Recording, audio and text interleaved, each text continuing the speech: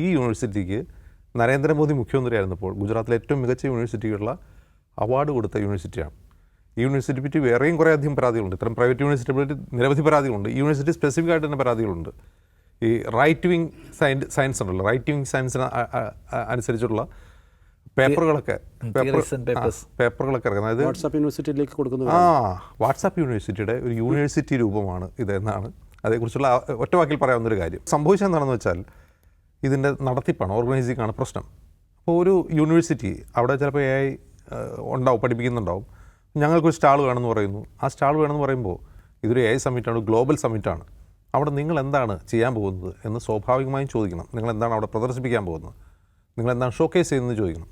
അപ്പോൾ ചോദിക്കുമ്പോൾ അവർ മറുപടി കൊടുക്കും. സ്വാഭാവികമായിട്ട് ഞങ്ങൾ ഇന്ന കാര്യങ്ങളൊക്കെയാണ് ചെയ്യുന്നത്. ഇത് പരിശോധിച്ചിട്ടാണ് അവർക്ക് സ്റ്റാൾ അനുവദിക്കുക. സ്വാഭാവികമായും അവിടെ എങ്ങനെയാണ് ഒരു അസിസ്റ്റൻറ്റ് പ്രൊഫസർ, അവർ കമ്മ്യൂണിക്കേഷൻ വിഭാഗത്തിൽ അസിസ്റ്റൻറ്റ് പ്രൊഫസർ, സ്നേഹ സിംഗ് എന്നാണ് അവരുടെ പേര്. അവർ ഒരു ദൂരദർശൻ്റെ പ്രതിനിധിയോട് നോക്കുക, നമ്മുടെ നാഷണൽ ബ്രോഡ്കാസ്റ്ററാണ്, വിശദീകരിക്കുകയാണ് ഞങ്ങളുടെ വിദ്യാർത്ഥികൾ ഉണ്ടാക്കിയ AI ആണ്, ഞങ്ങൾ ക്യാമ്പസ് സർവൈലൻസിന് വേണ്ടിയാണിത് വികസിപ്പിച്ചെടുത്തത്, ഞങ്ങൾ അടിപൊളിയാണ് എന്ന് പറയുകയാണ്.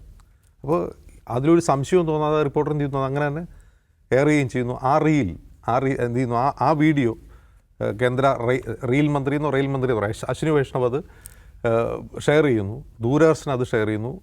എല്ലാ മന്ത്രിമാരുൾപ്പെടെ സകല വെബ് ഹാൻഡിലുള്ളത് ഷെയർ ചെയ്യുന്നു. ഇത് കണ്ടുപിടിക്കുന്ന ആരാണ്? കണ്ടുപിടിക്കുന്നത് ഇന്ത്യക്കാർ തന്നെയാണ്. ഇത് കണ്ടിട്ട് ആളുകൾ അതിൻ്റെ ഇമേജ് എടുത്തിട്ട് റിവേഴ്സ് സെർച്ച് നടത്തിയപ്പോൾ കിട്ടുന്ന ഇമേജ് തന്നെ ചൈനയിലുണ്ടാകുന്ന മറ്റൊരു ബ്രാൻഡ് നെയിമിലുള്ള, ഇവർ ഇതിനെ ഓറിയോൺ എന്നാണ് പേരിട്ടുള്ളത്, മറ്റൊരു ബ്രാൻഡ് നെയിമിലുള്ള ചൈനീസ് പ്രൊഡക്റ്റാണിത്. അത് ഇന്ത്യയിൽ മേടിക്കാൻ കിട്ടും. 3 ലക്ഷം മുതൽ 5 ലക്ഷം രൂപ വരെ കൊടുത്താൽ പല ഓപ്ഷനിലുള്ള ഈ റോബോട്ട് വാങ്ങാനും കിട്ടും. ഈ റോബോട്ട് പട്ടിയുടെ മാതൃകയിലുള്ള റോബോട്ട് പല വിധം കാര്യങ്ങൾ, ഒന്ന് സർവൈലൻസിന് ഉപയോഗിക്കുന്നുണ്ട്, അതുപോലെ സർവേക്ക് ഉപയോഗിക്കുന്നുണ്ട്. അപ്പോൾ നമുക്ക് മനുഷ്യർക്ക് കയറി ചെല്ലാൻ പറ്റാത്ത ടെറൈനൊക്കെ സർവേ ചെയ്യണമെങ്കിൽ ഇത് ഉപയോഗിച്ച് സർവേ ചെയ്യാവുന്നതാണ്. അങ്ങനെ പല മേഖലകളിൽ ഉപയോഗിക്കാൻ കഴിയുന്ന ഒരു മൾട്ടിപർപ്പസ് റോബോട്ടാണ് ആ സാധനം. ഞാൻ കഴിഞ്ഞ പരിപാടിക്ക് പോയപ്പോഴേ ഫ്രണ്ടിൽ വേദിയിലിരിക്കുക, ഇത് അടുത്ത് വന്നു, നായ പേടിച്ചു പോയി. ഇന്ത്യയിലെ ചില കമ്പനികൾ ഉണ്ടാക്കുന്നുണ്ട് ഇത്തരം റോബോട്ട്, ഇന്ത്യയിലെ കമ്പനികൾ ഉണ്ടാക്കുന്നുണ്ട്.